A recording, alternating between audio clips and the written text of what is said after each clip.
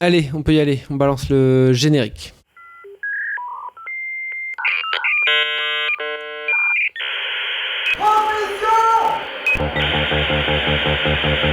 Yippee-ki-yay, motherfucker. Et non seulement t'es vulgaire, mais t'es ordinaire en plus. Dick Laurent is dead. Bonjour, bonsoir à toutes et à tous, chères auditrices et chers auditeurs cinéphiles, et bienvenue dans Transmission, la table ronde cinéphile qui fait le grand écart entre cinéma d'auteur et pop culture. Aujourd'hui, c'est l'épisode 59 et je suis bien entouré avec Manuel As. Bonjour Manu, comment vas-tu ? Très bien, et toi Olivier ?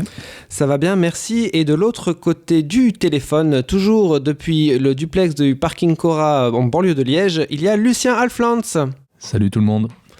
Comment vas-tu, Lucien ? Ça va pas mal.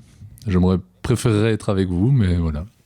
Je pense que tout le monde va plutôt pas mal, étant donné le début d'année cinéphile qu'on a. Je préviens nos chers auditeurs, nos chères auditrices, que nous sommes très très en retard. Alors plus qu'un podcast sur l'actu ciné, c'est plutôt l'actu Blu-ray DVD, mais ça n'existe plus vraiment.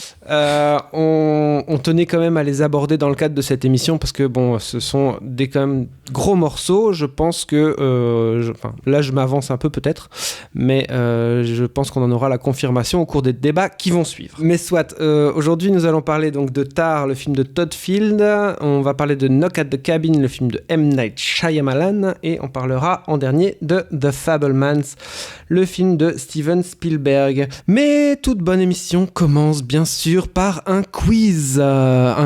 Et en fait les films d'aujourd'hui, en tout cas les deux que j'ai vus puisque je n'ai pas vu le Shyamalan, les deux films d'aujourd'hui m'ont inspiré la thématique de Dieu à l'écran.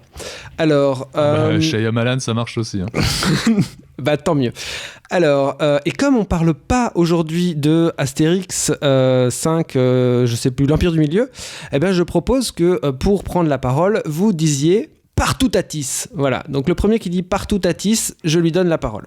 Okay. On peut pas dire Guillaume Canet à la place ? Non, on dit partout Tatis. On ne parle pas de Guillaume Canet, on parle de Astérix. Tu vois, un trésor de la culture française, franco-belge d'ailleurs. Franco-belge, absolument. Ok. Alors, première question. Attention, il y en a 6, mais elles sont un peu liées. Je me suis donné. Alors, première question. Quel film de 1981 est considéré comme la dernière vraie contribution à l'écran du superviseur des effets spéciaux Ray Harryhausen ? 80, qu'est-ce que ça pourrait être ?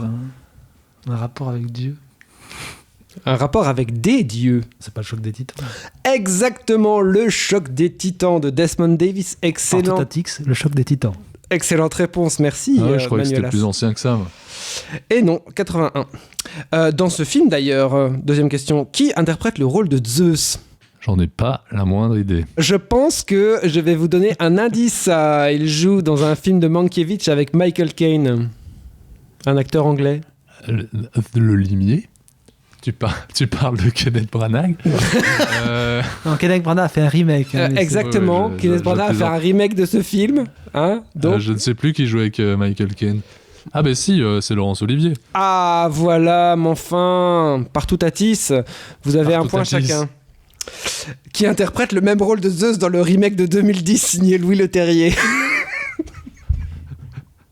Alain Chabat ? Non, je sais pas. C'est Liam Neeson. Ok, donc ça fait un point chacun, même pour Olivier, qui a préparé le top. Ok. Bon, allez, beaucoup plus facile. Quel film Cécile B. 2000 a tourné 2 fois ? Les 10 commandements. Partout Tatis, les 10 commandements. Voilà, 2 points pour Manu, les 10 commandements. Ok, et d'ailleurs, qui signe la musique du film de 1956, les 10 commandements de Cécile B. 2000 ? Il y a un rapport, indice, il y a un rapport avec un des films du jour. Partout Tatis, Jerry Goldsmith. Partout Tatis, non pas du tout, par Jupiter. Bernstein. Bernstein, mais le prénom ? Elmer Bernstein. Elmer Bernstein. Fatalement. Yeah. Elmer Bernstein, donc petit-fils de Leonard Bernstein. Et ça fait 3 points pour Manu. Dernière question, très difficile par contre celle-là. Dans le View Askew Universe, créé par Kevin Smith, quelle chanteuse canadienne interprète 2 fois le rôle de Dieu ? Partout Tatis. Yes. Alanis Morissette. Excellente réponse. Bon voilà, ça fait 2 points pour Lucien, 3 points pour Manu. Vous avez quand même bien joué. J'en ai qu'un des deux, cela dit. Dogma 99 et Jay and Silent Bob contre-attaque en 2001. Voilà, merci messieurs. Bon, eh bien merci pour ce beau top. Normalement, Manu, tu aurais dû gagner le droit de faire les relances, mais j'ai pas super bien préparé mon émission, alors j'ai pas de relance. Tu peux balancer la bande-annonce de Tar. If you're here, then you already know who she is. Lydia Tarr is many things. As a conductor, Tarr began her career with the Cleveland Orchestra, Chicago Symphony Orchestra, the Boston Symphony Orchestra, until she at last arrived here at our own New York Philharmonic. In 2013, Berlin elected Tarr as its principal conductor, and she's remained there ever since. Lydia Tarr has also written music for the stage and screen. She is one of only 15 EGOTs, meaning those who have won all 4 major entertainment awards. Thank you for joining us, Maestro. Thank you.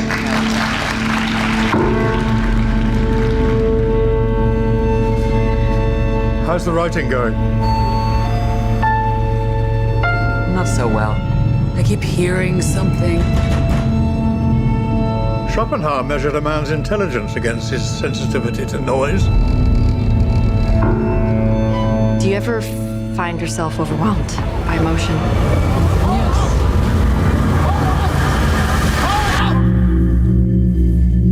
Précédé d'une réputation élogieuse depuis la dernière Mostra de Venise où Cate Blanchett a reçu la coupe Volpi de la meilleure actrice et à peu près 47 prix d'interprétation depuis, Tar, c'est le 3e long métrage de Todd Field, acteur, scénariste et réalisateur américain qui a été repéré en incarnant le pianiste Nick Nightingale dans Eyes Wide Shut de Stanley Kubrick en 99. Avant de se faire davantage connaître en tant que réal, avec In the Bedroom en 2001, c'était avec Sissy Spacek et Little Children en 2006 avec Kate Winslet.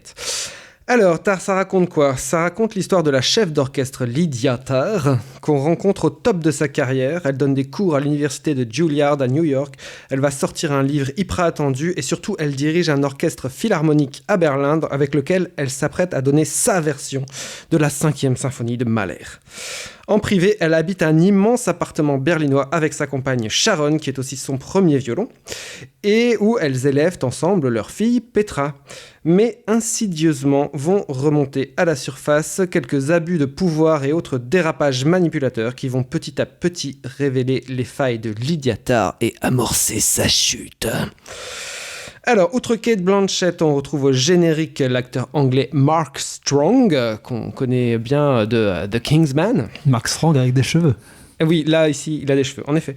La française Noémie Merlan, qui sera bientôt Emmanuel, ou encore l'allemande Nina Hoss, vue dans Barbara de Christian Petzold en 2012. La musique est de Hildur Guðnadóttir, qui avait aussi travaillé sur Sicario 2, un film dont on avait parlé ici, en 2018. Et la photographie du film est signée de Florian Hofmeister, qui a travaillé avec Terence Davies ou encore Scott Cooper sur Affamé. Notons enfin que le film est une coproduction entre les USA et l'Allemagne, où la majeure partie d'ailleurs du film a été tournée. Ça y est, j'ai fini mon intro. C'est à Lucien de commencer sur ce film. Lucien, comment te sens-tu avec Lydia Tarr ? Fort heureusement, visiblement, je n'ai pas beaucoup passé de temps avec elle. Mais j'ai eu l'occasion de la regarder d'un point de vue extérieur. Et le film qui lui est consacré est quand même un film assez passionnant, un film extrêmement plein et sur lequel c'est difficile de l'attaquer. On ne sait pas trop par où commencer pour le débroussailler, je veux dire. Alors je vais peut-être revenir sur les choses qui, moi, m'ont le plus marqué parmi toutes celles que le film brasse. Je trouvais que c'était un film qui était assez intéressant et même, je dis plus qu'intéressant, assez juste sur le pouvoir et sur le trajet de celui-ci, de manière parfois plus allégorique mais parfois assez directe, sur les rejets que le pouvoir implique, sur la déconnexion automatique avec le reste du monde que ça implique aussi. En fait, ça peut être vu comme un film sur l'impossibilité de la gouvernance, ou en tout cas sur l'impossibilité d'une gouvernance saine, je vais dire. Ce serait un film anarchiste ? Alors, anarchiste, je sais pas, parce que je pense que le film est très ambivalent sur énormément de choses qu'il développe. C'est, je pense, une de ses grandes forces. D'ailleurs, je trouve il y a quelque chose qui marche assez bien dans le film, c'est que quasiment tous les écarts de Lydiatar, en dehors du monde clos de la grande musique, relèvent tout simplement du film d'horreur. Tu parles notamment des scènes où elle est hantée par des bruits, où elle se promène dans son appartement. Mais ça, à la limite, c'est encore son appartement, mais quand elle se promène dans le monde extérieur, je veux dire, dès qu'elle sort de chez elle et quand elle va chez la voisine, bon ben voilà, c'est une vision d'horreur auquel on assiste. Quand elle essaye de rejoindre sa violoncelliste pour lui remettre un ours en peluche, on est aussi dans des codes. Quand elle va courir dans les parcs, elle entend des cris. Enfin voilà, ça revient énormément. Et alors l'autre chose, moi, qui m'a beaucoup plu dans le film, c'est sa gestion, et c'est tout à fait logique par rapport à ce que le film montre, c'est la façon dont le film montre le délitement du rythme interne de cette chef d'orchestre à travers ses propres variations de rythme en tant que film. Et il fait ça sur toute la longueur de la narration, mais il fait même ça dans le rythme interne des scènes, qui se calque en fait sur celui du film dans son ensemble. Elle démarre très régulièrement par une mise en valeur, je veux dire, plastique et cérébrale de la protagoniste, jusqu'à s'accélérer et perdre un peu le rythme et dévoiler sa monstruosité. Je pense qu'une des scènes les plus parlantes là-dessus, c'est celle où elle donne cours... c'est Juilliard, hein, c'est ça que tu disais dans l'intro. Ouais. Où elle donne qui cours est la troisième scène du film à peu près. Ouais, c'est ça, mais c'est déjà le cas dans la scène d'ouverture en fait.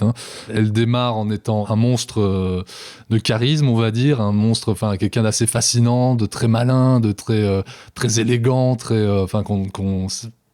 de suite un vrai personnage de cinéma, et qui à chaque fois va aller vers sa part de cruauté un peu plus froide et manipulatrice. Et ça, je trouve, si je dois sortir deux choses de ce film qui est extrêmement plein, comme je le disais, ce sont ces deux choses-là.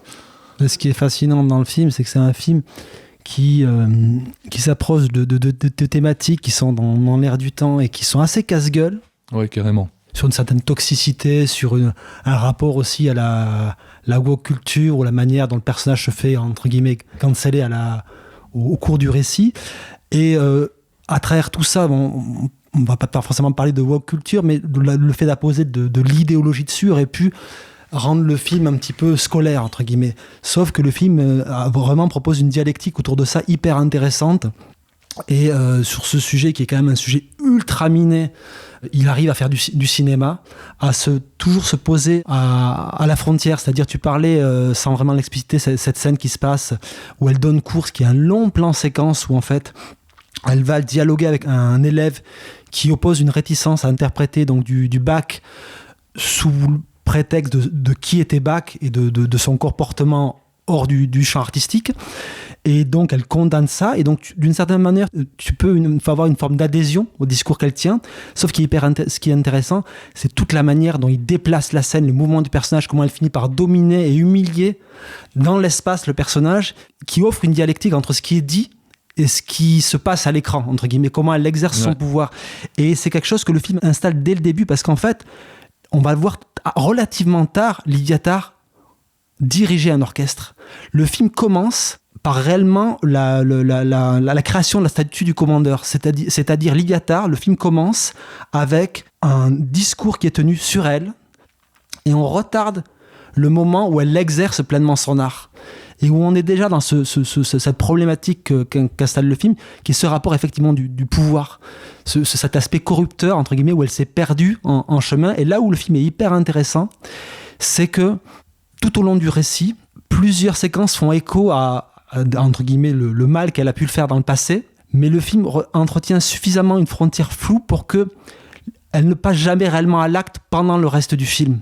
Elle est comptable d'un comportement passé qui est amené à se répéter, mais qui n'est jamais réellement franchi pendant le film. Et c'est là que le film avance dans une zone trouble hyper intéressante, c'est qu'il est sans équivoque sur ce qu'elle a fait à une de ses élèves. Je veux dire, il y a vraiment un plan très clair dessus, mais c'est quelque chose qui est relégué dans le passé du film, et qui se rejoue avec cette jeune violoncelliste. Mais où elle se situe à une frontière où il n'y a jamais de bascule et en plus dans ce jeu de pouvoir elle n'est pas forcément le seul monstre du récit quoi.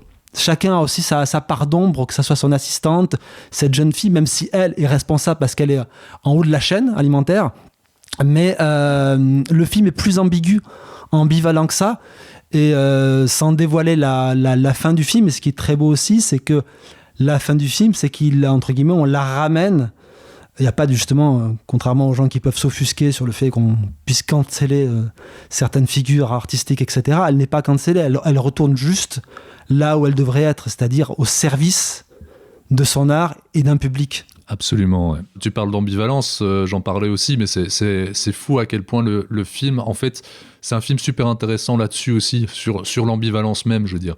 Parce que tu parlais de tout ce que le film questionne, c'est un film, en effet, tu dis qu'elle arrive plus tard comme chef d'orchestre, mais le film n'est pas moins intéressant là-dessus. C'est un film qui questionne l'art, qui questionne les créateurs dans toute leur ambivalence, sans jamais donner aucune réponse précise. Ça passe par le rejet des grands artistes sur des critères basés sur leur moralité, leur humanité, on appelle ça ce qu'on veut, comme on veut, sur l'appropriation culturelle, sur les rapports entre prostitution et performance, sur énormément de choses. C'est un film qui questionne l'ingérence par rapport à tout ça. C'est un film qui questionne...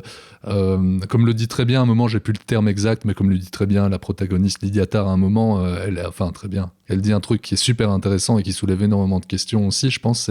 Elle parle, elle dit dans cette même scène à Juilliard, elle dit à cet élève qu'elle est en train d'acculer, elle lui dit quelque chose comme « mais ne soyez pas si impatient d'être indigné » ou quelque chose comme ça.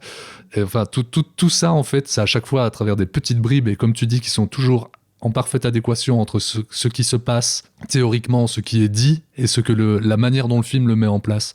Et donc, en fait, tu termines le film en n'ayant pas vraiment de réponse exacte en n'ayant pas une thèse, en n'ayant pas un discours arrêté. Le film te permet de te poser énormément de questions pendant le film et de t'élever d'une certaine manière.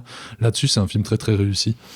Maintenant que t'en parles, Manu, c'est vrai qu'on la voit assez tard diriger un orchestre. D'ailleurs, je me demande même si la première fois qu'on la voit diriger, c'est pas via ce plan qui est vraiment en très très forte contre-plongée qui donne aussi une des affiches du film, donc vraiment la déifier complètement le personnage.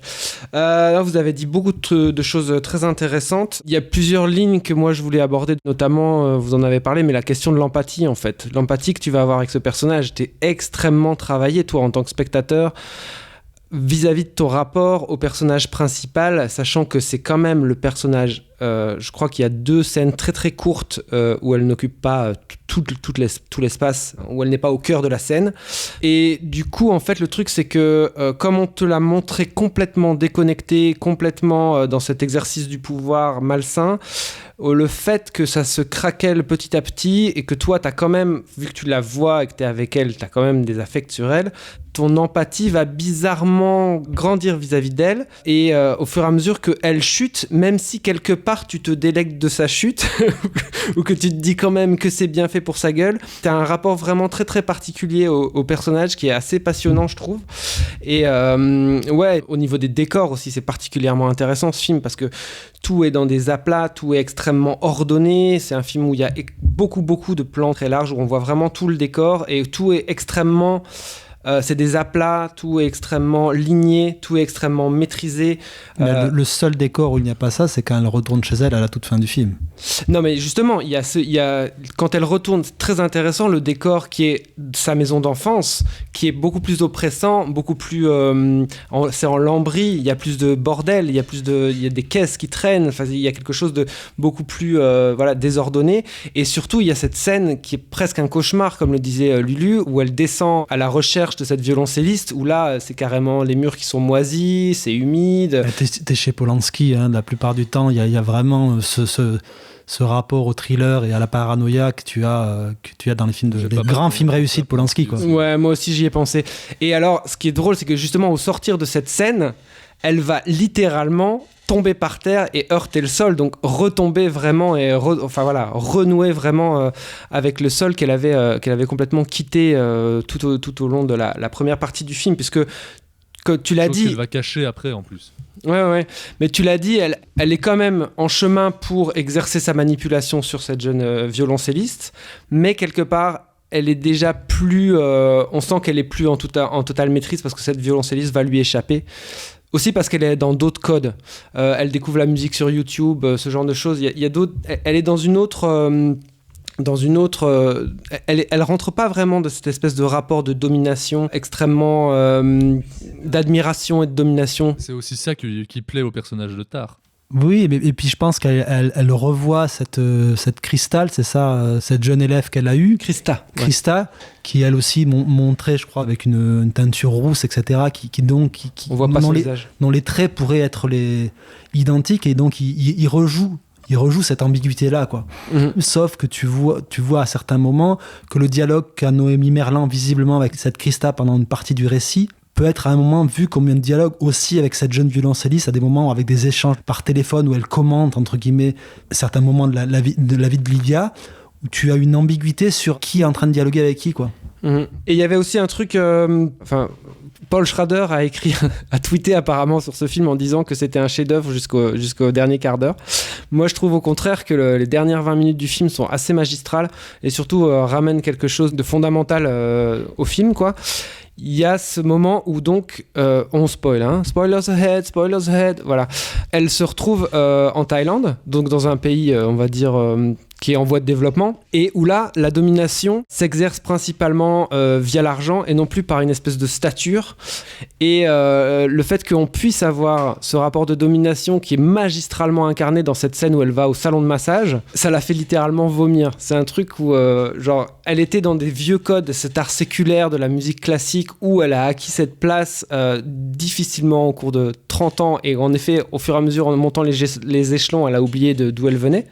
Et là, elle retourne dans une place où juste sa position économique la remet dans cette situation, et je trouve ça assez fort. Et sur cette fin aussi, cette fin qui est quand même hyper ambivalente, c'est... Vraiment, est-ce qu'elle vit une espèce de purgatoire de la musique symphonique, ou est-ce que, au contraire, comme tu le dis, Manu, elle va... se met au service du public. Se met au service du public, voilà, et elle renoue avec un rapport... c'est un truc qui a été amorcé aussi dans la scène où elle regarde les vidéos de Leonard Bernstein, où elle renoue vraiment avec son rapport à la musique et à l'émotion première que l'art est censé transmettre. Et là, elle est dans une salle où il n'y a plus les codes, le fatras de cet univers hyper fermé. Bourgeois. Ouais, voilà, tout à fait bourgeois. Mais par contre, il y a un vrai rapport émotionnel et affectif à la musique. Et moi, j'ai trouvé cette fin vraiment... vraiment grandiose, quoi. Vraiment hyper intelligente. Et ce qui est fort, c'est que c'est aussi un film dont tu as du mal à déceler la direction qu'il va prendre, et où se dégage un très grand personnage de cinéma, quoi. Très bien, merci messieurs, même s'il y a énormément d'autres choses à dire sur le film, comme on l'a vu qu'une seule fois, on va pas épiloguer. Mais donc, je pense un film qu'on recommande. Louez-le à votre vidéoclub. Maintenant on va parler de Knock at the Cabin, le film de M. Night Shyamalan. We're not here to hurt you, but you have to stay here in the cabin with us. Families throughout history have been chosen to make this decision. Your family must choose to willingly sacrifice one of the three of you to prevent the apocalypse. We're not sacrificing anyone. For every no you give us, hundreds of thousands of people are going to die. It's really happening. Sweetheart, close your eyes. Will you make a choice? You have to somehow trust us. We're normal people just like you. It doesn't matter. None of us believe you. We will never choose anyone.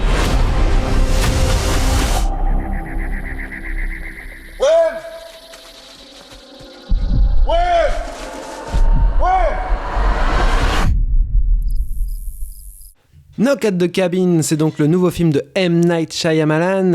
M. Night Shyamalan, réalisateur scénariste, starifié au tournant du millénaire avec Sixième Sens, et puis Incassable, et puis Signe. Incassable, il s'est quand même fait bâcher la gueule dessus. C'est pas forcément un film qui l'a installé. C'était quand même un film qui a été vivement critiqué. Ouais, mais il y avait quand même une grosse hype dessus. En France, en tout cas. Moi, le souvenir que j'ai de la réception d'Incassable en France, c'était quand même une bonne grosse hype. Soit. Et puis ensuite, c'était le purgatoire. Hein. Il y a eu La jeune fille de l'eau, il y a eu Prémonition, il y a eu pas mal de films. Le maître de l'air. Ah oui, oh là là, le dernier maître de l'air, tout à fait. Et puis, depuis quelques années, il y a un peu une espèce de retour de hype avec Split, puis il y a eu The Visit, il y a eu Glass, mais bon, là, c'était un peu... on en a parlé ici et on n'était pas très enthousiaste. Mais bon, soit. Donc, M. Night Shyamalan revient avec ce film qui s'appelle Knock at the Cabin, avec Dave Bautista, Jonathan Groff et Rupert Grint, entre autres. C'est un film qu'il a donc co-scénarisé, comme à son habitude, adapté d'un bouquin de Paul Tremblay. Et je n'ai pas vu ce film, mais je connais le pitch. Le pitch, en gros, c'est que c'est un couple et leur petite fille de un truc comme 7-8 ans qui vont passer le week-end dans une cabane dans les bois et 4 inconnus les prennent en otage et leur disent qu'en gros, ils doivent sacrifier l'un des leurs ou sinon l'apocalypse surviendra. Est-ce bien ça, Manu, toi qui commences sur ce film de M. Night Shyamalan? Alors oui, il y a une petite précision, il s'agit d'un couple de 2 papas. Parce que ça a, je pense, son importance dans la mise en tension du film. Moi, je suis un peu emmerdé même dans la narration. Voilà. Moi, je suis un peu emmerdé en l'état parce que c'est plutôt un bon film. En tout cas, c'est un film très soigné, tout comme Old, le film précédent de Shyamalan, moi que j'avais beaucoup aimé. Je sais que Lucien a des réserves dessus. Le film est tourné en format large, en 2.39, en scope, en pellicule. Il y a vraiment un sens du découpage qui est vraiment indéniable. Et même thématiquement, c'est un film qui travaille des idées plutôt passionnantes, notamment comment justement un des parents voit sa vision du monde altérée par ses propres peurs. Le film est assez intéressant à ce niveau-là, dans la bascule, entre guillemets, de cette mise en tension de croyance. Est-ce que réellement une apocalypse va se dérouler? Oui, ça s'agit juste d'un jeu de manipulation. Mais moi, le souci que j'ai, c'est que c'est au-delà de tout ce savoir-faire, c'est que tout simplement, je grille le film dès son intro. Et ça, c'est quand même un gros souci que j'ai du mal à comprendre de la part de Shyamalan. Bon, Shyamalan n'est pas forcément d'une grande ambiguïté sur ses films, mais là, il y a en tout début de film, en un seul plan dès le début, alors je pense que ça tient autant au découpage de Shyamalan qu'au jeu de Dave Bautista, qui est à mon avis un des gros soucis du film. En un reaction shot, quand le personnage découvre que la jeune fille a 2 papas, le plan est sans équivoque sur la découverte qu'a le personnage de cette situation-là. Donc tout ce qui met en tension le reste du film, pour moi, s'écroule. Tu sais que cet enjeu-là, entre guillemets, du jeu de manipulation, entre guillemets, de ce sorte d'expédition punitive qui serait de remettre dans le droit chemin ce couple perdu, ne tient pas la route. Quand il réagit, tu sais exactement le fond de sa pensée. T'es dans un gros plan, ça triche pas. Et donc, ça défausse complètement toute la mise en tension qu'il pourrait y avoir autour du film. Ok, Lucien ?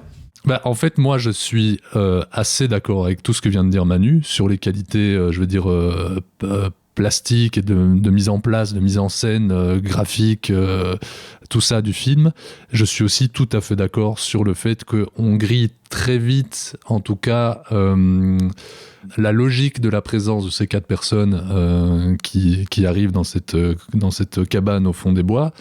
Maintenant, il y a tout le trajet émotionnel de ces personnages qui, même si d'un point de vue tension, ne marche pas tout le temps parce que on peut avoir grillé les tenants et aboutissants chez eux, il se passe quand même quelque chose chez nous en tant que spectateurs. Parce que, alors c'est peut-être un peu théorique. En fait, moi, alors par où commencer ? Par où poursuivre le tien ? Ouais. En fait, moi j'ai beaucoup vu le film à travers, en effet, sa lecture peut-être plus théorique et surtout à l'aune de la filmographie de Shyamalan, que même si, en effet, comme vous le disiez tous les deux un peu plus tôt, on a pu le laisser tomber de mon côté, en tout cas... Après La jeune fille de l'eau, et même La jeune fille de l'eau, etc., c'était déjà, ça m'intéressait déjà moins. Mais moi, par exemple, je fais partie de ceux qui défendaient encore beaucoup le village. J'avais en effet retrouvé des choses qui m'intéressaient dans Old, mais là, je trouve qu'il reconnecte vraiment à quelque chose qui m'intéresse, je veux dire, d'un point de vue théorique dans son cinéma. Dans le village, Shyamalan, il questionnait la logique quasi, je veux dire, dictatoriale du sacrifice. à quel point le sacrifice, celui du contact avec le monde extérieur, peut être une protection en soi, et à quel point on peut considérer comme juste son obligation cachée derrière un mensonge. Alors, il questionnait, comme toujours, comme dans plus ou moins tous ces films, la croyance, mais aussi le passé civilisationnel américain, états-unien.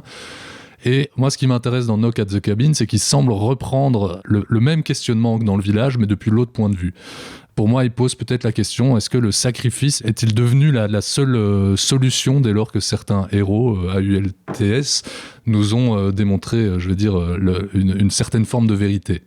Alors, le film, à la lumière, je veux dire, de sa contemporanéité, donne peut-être une réponse plus ou moins claire à cette question.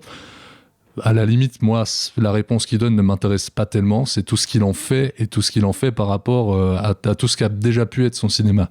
En fait, je pense que le film ne fait que creuser le même sillon que ce que Shyamalan a entamé il y a une grosse vingtaine d'années, même bientôt une trentaine en fait, presque, et dans lesquels il s'était peut-être un peu empêtré dernièrement. Alors, peut-on croire ? Que doit-on croire ? Où se trouve la réalité ? Dans le mystique, le métaphysique, le scientifique, les sceptiques ou les religieux ? Probablement un peu dans tout ça, les uns ne pouvant peut-être pas, je veux dire, exister sans les autres. Voilà, c'est quelque chose qu'on retrouve dans tous les films que j'estime les plus intéressants, et que j'ai cité un peu plus tôt. À la différence que dans ce film-ci, par rapport à ses films précédents, le miracle, le côté fantastique, en fait, n'est plus possible. Comme si, à trop l'avoir disséqué, amené dans ses pires retranchements, il pouvait plus avoir lieu. Et à côté de ça, pour revenir sur l'autre partie de ce qui m'intéresse souvent dans le cinéma de Shyamalan, le regard qu'il pose toujours sur les mythes et les fondements américains, comme si celui-là n'était plus un regard extérieur sur le rapport du peuple américain avec les étrangers, avec ses autres. C'est très clairement le cas dans Le Village ou dans Signe, par exemple, mais bien de l'intérieur et sur lui-même, en ayant pris en compte ses propres mutations.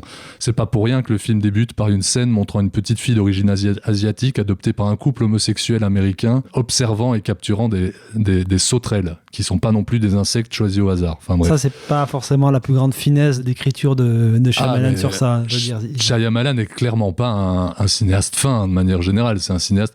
Et à la limite, ce que tu dis là me fait embrayer sur peut-être quelque chose qui me semble être l'une des limites du film, et à la fois sa grande intelligence.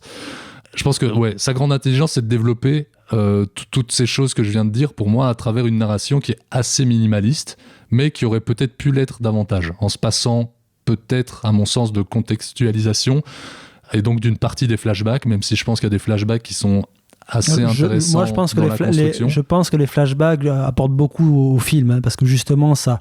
Pas tous, je pense. Ça développe justement, pour moi, une des idées qui est les plus intéressantes du film. Ils construisent le scepticisme des personnages.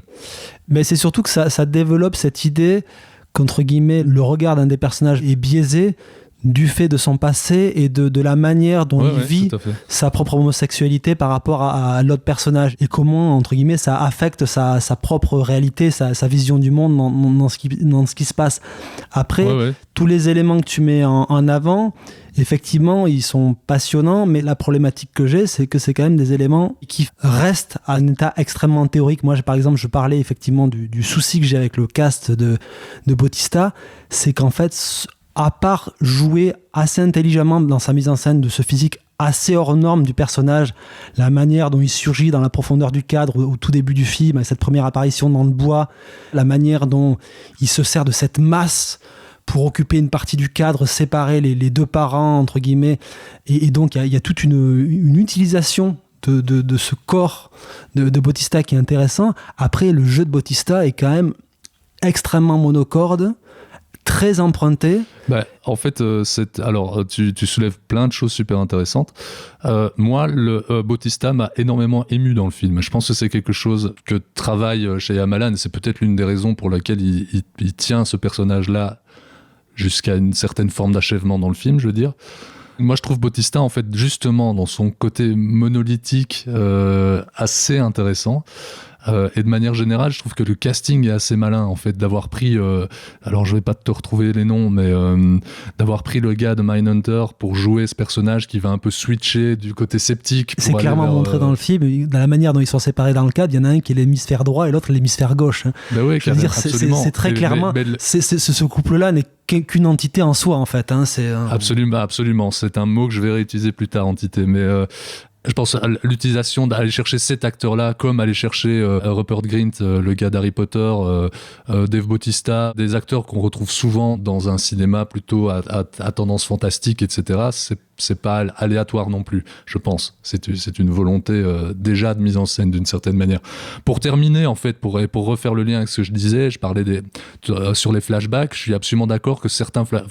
je pense peut-être que dans cette idée de minimalisme, il y aurait pu avoir moins de flashbacks et peut-être pas l'explication en fin de second acte d'un des deux personnages, d'un des deux parents, qui explique où il en est arrivé dans son cheminement mental, qui est en fait déjà évidente depuis un certain moment dans le film. Je pense qu'on aurait pu passer ça si on voulait schématiser un peu en reprenant deux cinéastes auxquels le film fait pas mal de références, je pense. J'aurais peut-être préféré le film davantage bressonien qu'Hitchcockien, si on disait ça comme ça. Tu parlais d'entité aussi, Manu. Moi, je trouve assez malin le fait de prendre une cellule familiale ultra moderne, en fait, un couple homosexuel avec une jeune fille adoptée d'origine asiatique, et de l'extraire de son environnement pour en tirer une entité vraiment, comme tu parlais d'hémisphère gauche et droit, mais on est exactement là-dedans. Une entité exclue au milieu des bois, loin de toute chose, sinon de la tension que ça amène de les exclure au milieu des bois, et de les confronter à une forme pour revenir sur les thématiques de chez Shyamalan, à une forme de passé, je veux dire, ultra religieux des assaillants, limite fanatiques. Je sais pas si ça t'a frappé comme ça m'a frappé. Ça fait très longtemps que j'ai pas plus vu le film dont je vais parler, donc je m'avance un peu en terrain vague, mais je pense qu'il y a des références, en tout cas picturales et thématiques directes avec le sacrifice de Tarkovsky, dont il recrée carrément certains plans, il développe certains questionnements semblables sans pour autant les amener à la même finalité. Même si à mon sens, là où le film pêche, c'est qu'il y a quand même aussi un déficit de vision.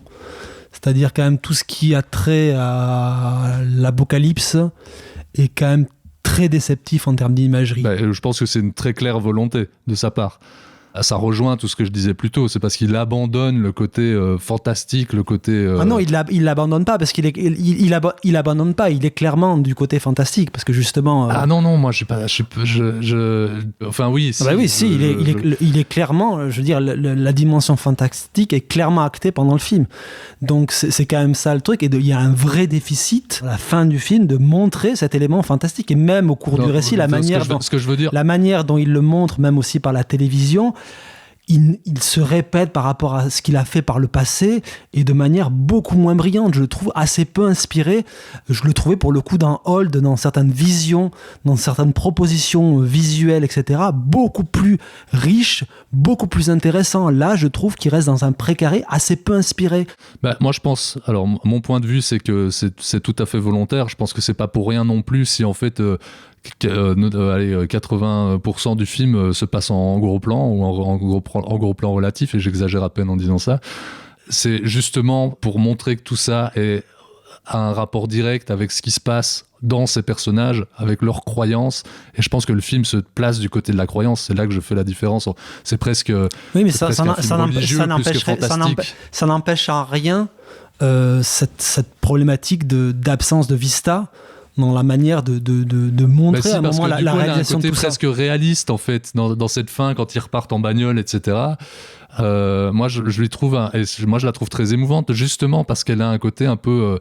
je trouve peut-être pas ça déceptif comme toi, mais je veux dire un côté presque réaliste dans cette imagerie-là, et pas... La séquence de fin dans la voiture n'est pas liée à une imagerie. Moi, je te parle vraiment de la sortie de la cabane.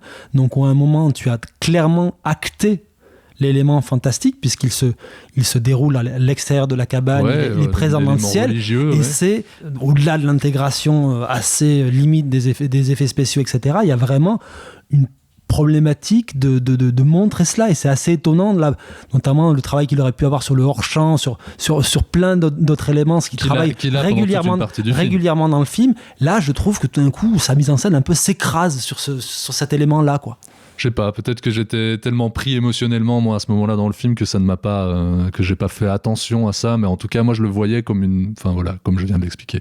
Et alors, peut-être un dernier truc, parce que je pense que le film est c'est un autre degré de lecture du film, et je passe dessus extrêmement rapidement, c'est qu'il est presque une démonstration émotionnel de la nécessité d'aller vers la décroissance, en fait. Se séparer de notre confort, aujourd'hui cruellement synonyme de bonheur, pour avoir une chance de se sauver. Et ça passe par le sacrifice au sein même de la cellule familiale. Et ça, je trouve le film assez malin là-dessus. Tu tires quand même, à mon avis, pas sûr, beaucoup. Tu tires parce quand que même beaucoup. c'est assez littéral. C'est pas de l'exégèse de ma part, ça, franchement. Moi, je pense que si, hein, honnêtement, parce qu'il n'y a pas grand-chose qui tend dans le film à ce propos-là. Bah si, il y a déjà la notion de sacrifice, je veux bien. La notion de décroissance, je pense que là, pour le coup, c'est toi qui extrapole à partir du sacrifice. Ouais, après, c'est un autre boulot, hein, mais c'est pas pour rien qu'il prend un foyer familial moderne, c'est aussi pour le recontextualiser dans le monde contemporain, dans le monde d'aujourd'hui, dans le monde dans lequel on vit. C'est pas pour rien que toutes les catastrophes qui arrivent, bon, c'est aussi lié à tout ce qui se trouve dans la Bible, mais sont à chaque fois des catastrophes liées à ce qu'on pourrait appeler catastrophe climatique. Ouais, mais bon, ça c'est juste l'élément religieux. Et donc sur le fait de se défaire, c'est juste une assise réaliste de l'élément religieux qui développe dans le film, hein. Que ça soit les sauterelles, que ça soit les plaies d'Égypte. On y revient. Qui leur tombent sur la gueule, quoi. Pour moi, là, je pense que tu extrapoles sacrément pour en tirer un rapport à la décroissance. Non, moi je pense que c'est pas pour rien tout ça, enfin que tout ça est clairement lié. Je suis connaissant, enfin voilà, on se souvient aussi de Phénomène de Shyamalan qui avait déjà un propos assez direct là-dessus. Non, moi je suis certain en fait à 100% que c'est une volonté de sa part. Très bien, messieurs, je pense qu'on ne vous réconciliera pas sur ce point, donc je vous propose d'aller boire des bières ensemble jusqu'au bout de la nuit pour en parler exclusivement de ce point-là. Est-ce que Knock at the Cabin de M. Night Shyamalan propose un propos sur la décroissance? Très bien, merci messieurs, et je vous propose que nous passions maintenant au film The Fabelmans de Steven Spielberg.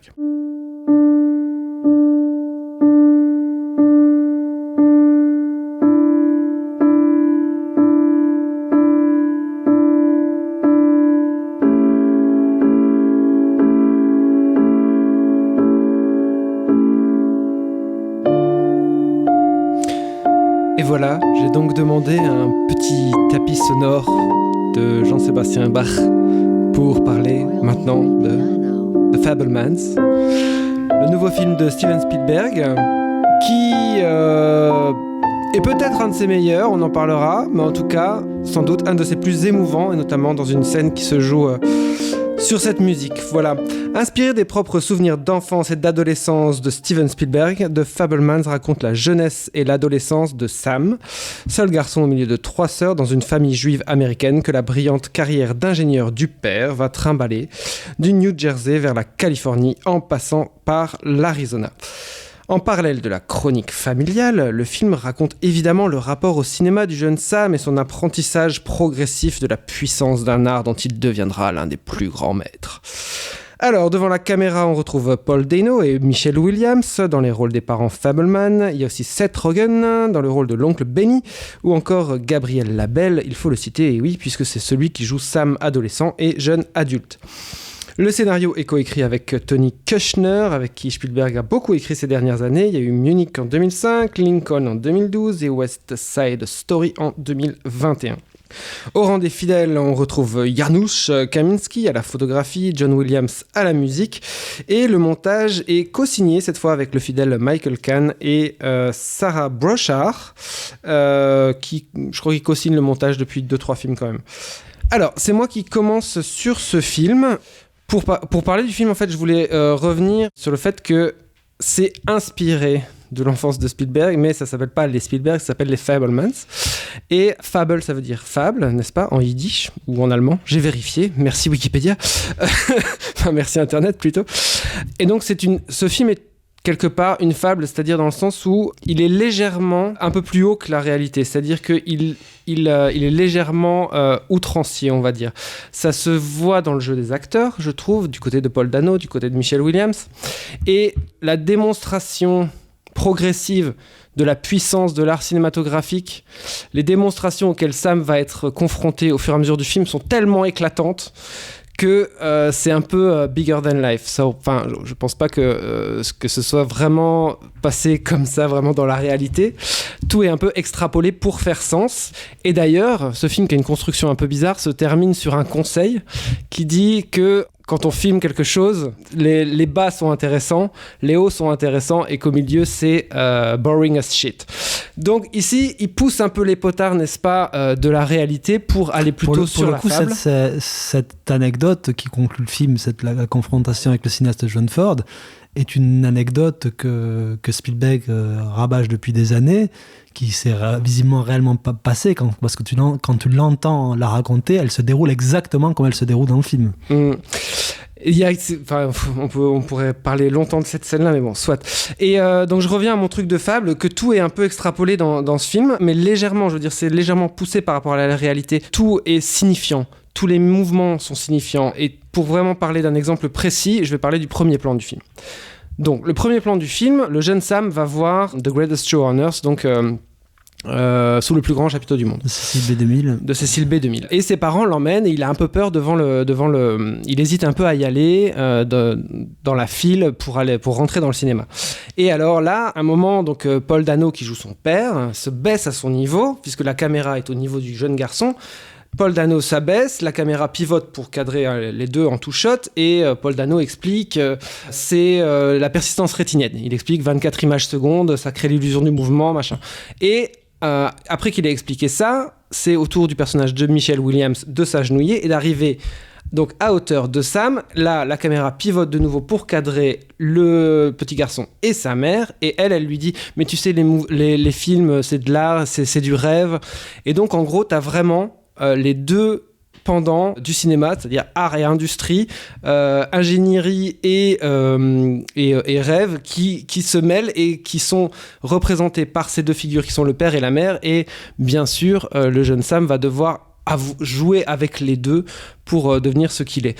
Voilà, donc c'est extrêmement littéral, extrêmement clair et extrêmement poussé dès le début du film. Et c'est un ton qui, moi, m'a vraiment... attiré tout de suite dans ce film et qui a du coup provoqué chez moi des émotions extrêmement fortes. C'est un film dans lequel j'ai pleuré à de nombreuses reprises et qui en plus, je finirai là-dessus, qui communique une joie de filmer, une joie de créer, une joie de faire du cinéma qui est absolument dingue. C'est-à-dire le plan de grue où il tourne son film de guerre et où on voit les figurants qui changent de place pendant le plan pour aller se remettre à une autre place pour que la fin du cadre, il y ait encore des figurants.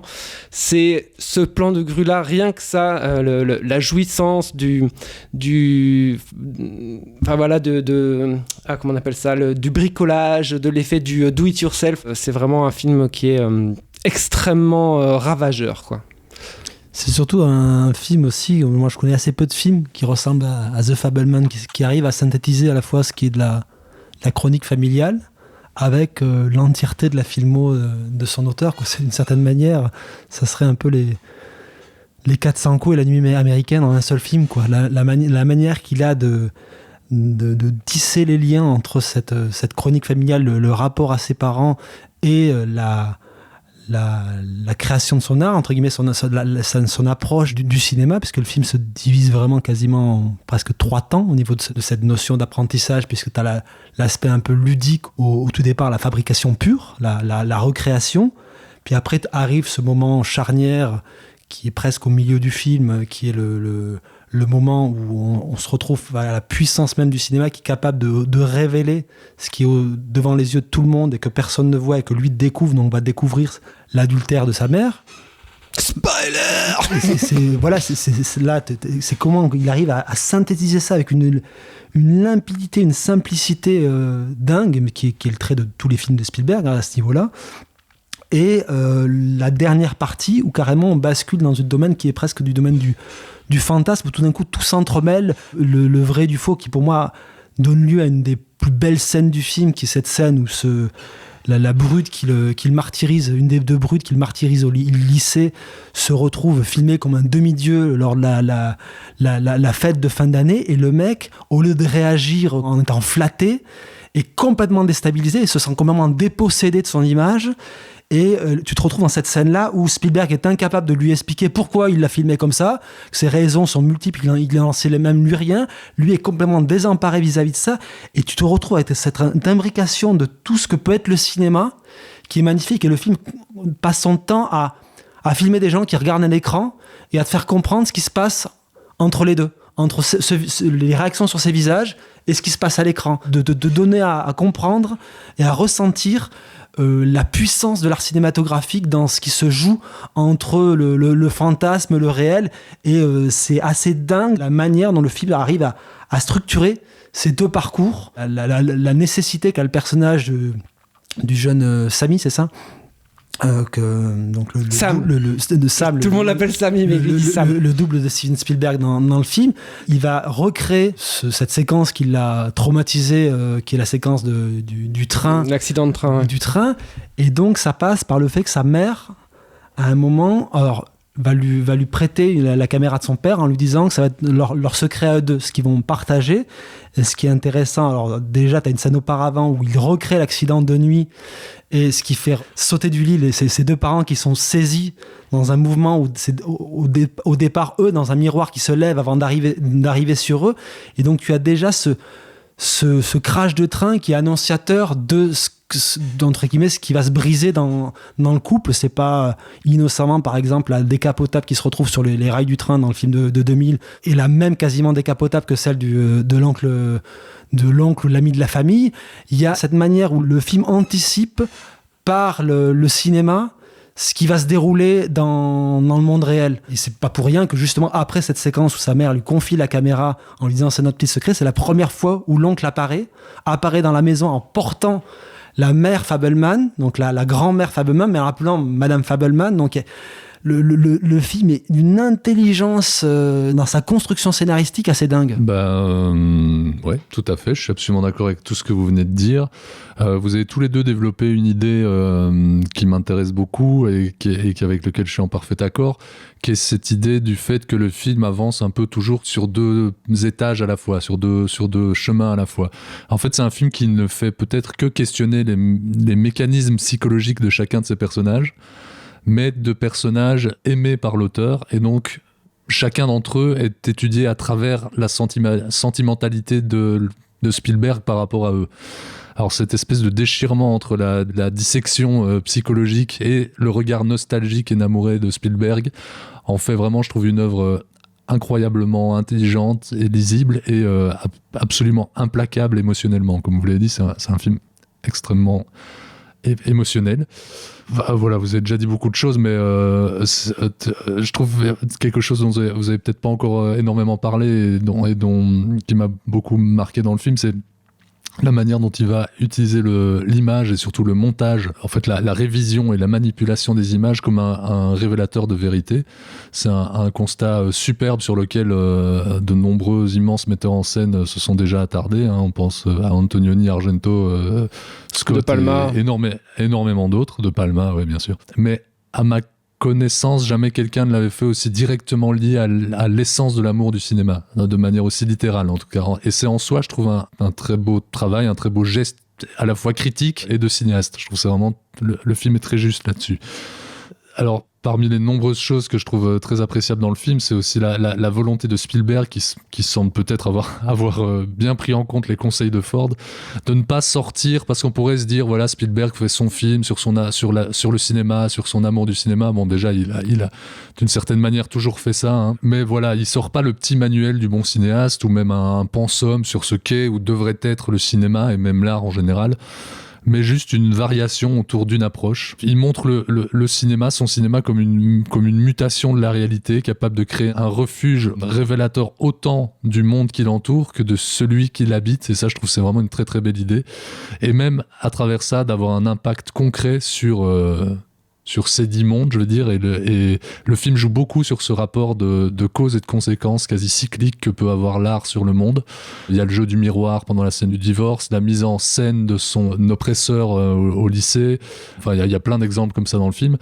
Et je trouve que Spielberg montre avec énormément d'humilité la naissance de sa croyance en sa capacité à sauver, ou en tout cas à révéler le monde à travers la lumière. Alors celle captée par la caméra, d'ailleurs le film joue énormément de faisceaux lumineux pour aveugler la caméra ou aveugler les personnages. Et je pense qu'il en va d'un acte fondateur de son cinéma, comme ça a pu l'être chez Wells, avec sa fiction radiographique adaptée d'Orwell, ou bien chez Friedkin avec son film sur Paul Crump, People vs Paul Crump, je sais plus exactement le titre. C'est ça. Donc au final, je pense que, enfin voilà, je trouve le film vraiment super malin là-dessus aussi, et voilà, il montre qu'au final tout n'est question que de point de vue. Je pense à nouveau, c'est assez malin, t'en parlais Manu, mais les nombreux mouvements de caméra au sein d'une même image déjà composée et qui participent à modifier le point de vue. On pense à la découverte de l'idylle adultère, on va dire, rentre typiquement là-dedans.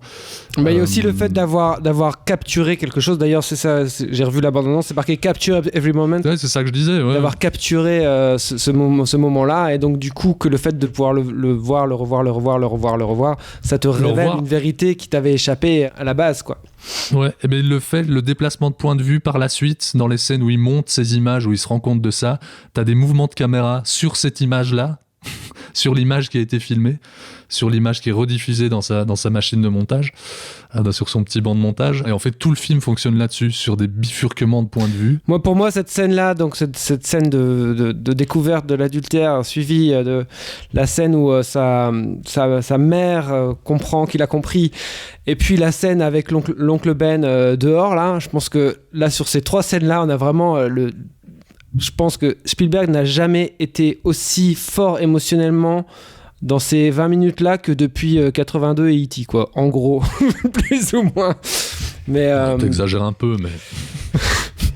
Non, mais ce qui est impressionnant, c'est de se dire, avec le recul qu'il a sur cette histoire-là, de continuer malgré tout à garder un aspect presque juvénile dans la manière de le montrer, tout en ayant fait le travail de reconstruction, de recomposition, parce qu'on sait aussi que dans la réalité, les choses ont été beaucoup plus complexes dans la séparation, dans plein d'éléments. Il condense certains éléments, mais avec une vraie empathie pour ses 2 parents sur ce qui s'est déroulé, ce qu'il a compris au fil des années.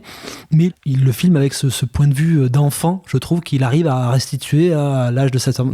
C'est-à-dire, il y a un aspect de jubilation qui est montré dans le film, dans la création, mais notamment aussi dans plein d'autres séquences. Là, c'est la première séquence où Spielberg, du moins Sam, va faire connaissance avec sa première petite amie dans la scène. La scène est d'une drôlerie. Le film est très drôle. Le film est régulièrement extrêmement drôle. Ouais. La présence de l'oncle, plus grande nature. La séquence dont je parlais, pour moi, qui est une des plus belles séquences du film, qui est la séquence avec la brute dans le couloir après la projection.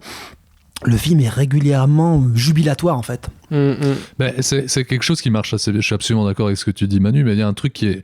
En fait, moi, j'ai passé le film avec les larmes aux yeux et un sourire aux lèvres, quoi, mais vraiment du début à la fin.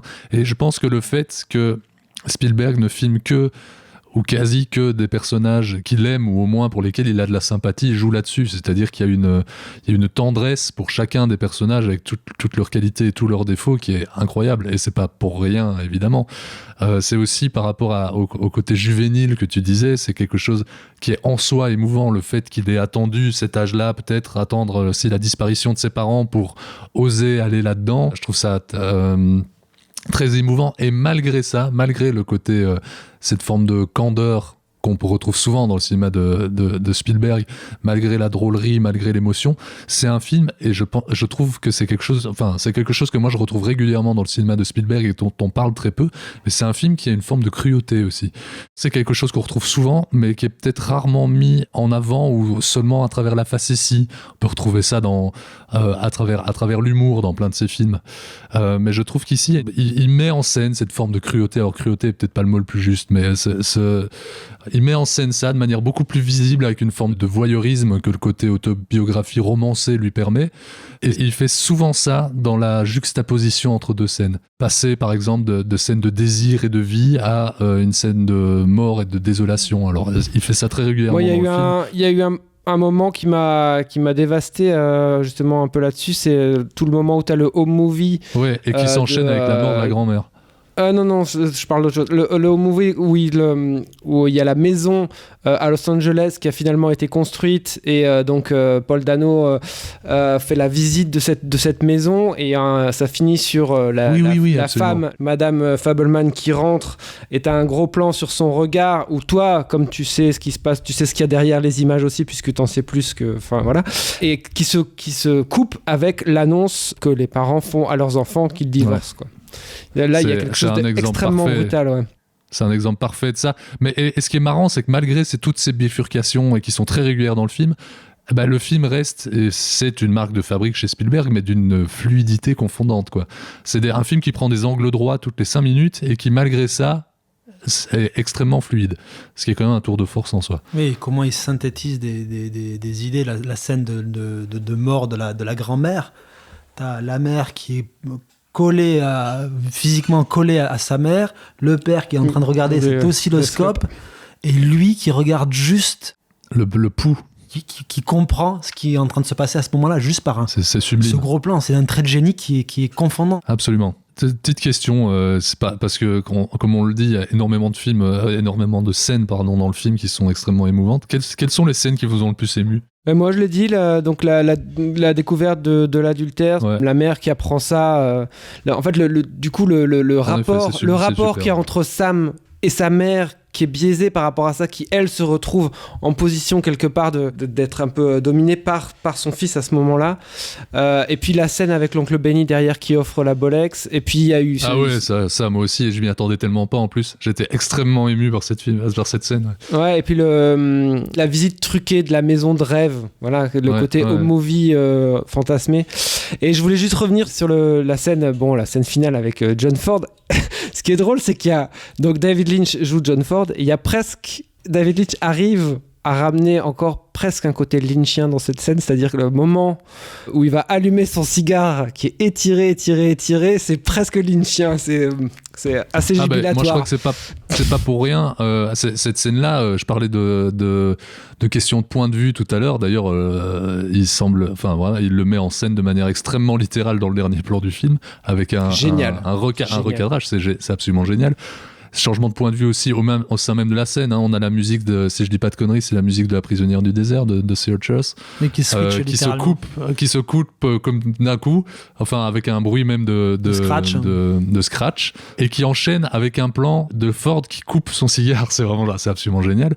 Et en plus je pense que c'est pas pour rien sur la question du point de vue et des ruptures, au-delà de la ressemblance physique qui donne le rôle de Ford à Lynch, quoi.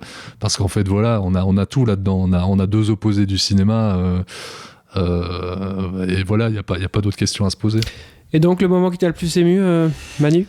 Moi, c'est les moments où il mélange justement cet aspect à la fois tragique de ce qui se joue dans l'art cinématographique et une forme de jubilation. C'est la séquence où il explique à ce jeune soldat le dernier plan de son film, et tu sens qu'il est en train de projeter, lui joue beaucoup mieux qu'entre guillemets la scène que l'acteur, et comment il projette en fait tout ce qu'il n'arrive pas à parler au sein de sa famille, qui moi à la fois m'émeut et à la fois me fait rire. C'est où il mélange ça, la scène dont j'ai plusieurs fois parlé, qui est la scène d'après-balle dans le couloir, où d'un coup tu es comment perdu dans les émotions des personnages, et tu es déstabilisé. C'est plus justement quand il montre cet entre-deux entre la jubilation et le tragique que le film m'aime le plus en fait. Très bien, merci messieurs, je pense qu'on tient un bon contender pour notre top 10 de fin d'année. Je propose que nous passions maintenant au conseil, puisque Harry Callahan a quelque chose à nous dire. Écoute, pourrieux, pour moi tu n'es qu'une merde de chien qui s'étale sur un trottoir. Et tu sais ce qu'on fait d'une merde de ce genre ? On peut l'enlever soigneusement avec une pelle, on peut laisser la pluie et le vent la balayer, ou bien on peut l'écraser. Alors si tu veux un conseil d'ami, choisis bien l'endroit où on chira. Dernière ligne droite de cette émission magnifique, Lucien Alfland, c'est son conseil. Bah ouais, moi je vais vous parler du dernier film de Pierre Salvadori, qui est un cinéaste dont je n'adore aucun film, mais dont j'aime tous les films que j'ai vus. Voilà, c'est un cinéaste dont on parle assez peu, mais ici on retrouve pour les connaisseurs de son cinéma, c'est vraiment une relecture enfantine de ce qu'il adapte d'habitude dans son cinéma adulte, je vais dire, de tout ce qui fait la sève du cinéma de Salvadori, à base de vulgarisation de quelques préceptes politiques, du refus de toute logique pour embrasser l'élan vital de ses personnages, je vais dire, et toujours avec ce même humour et cette même tendresse d'une candeur assez troublante.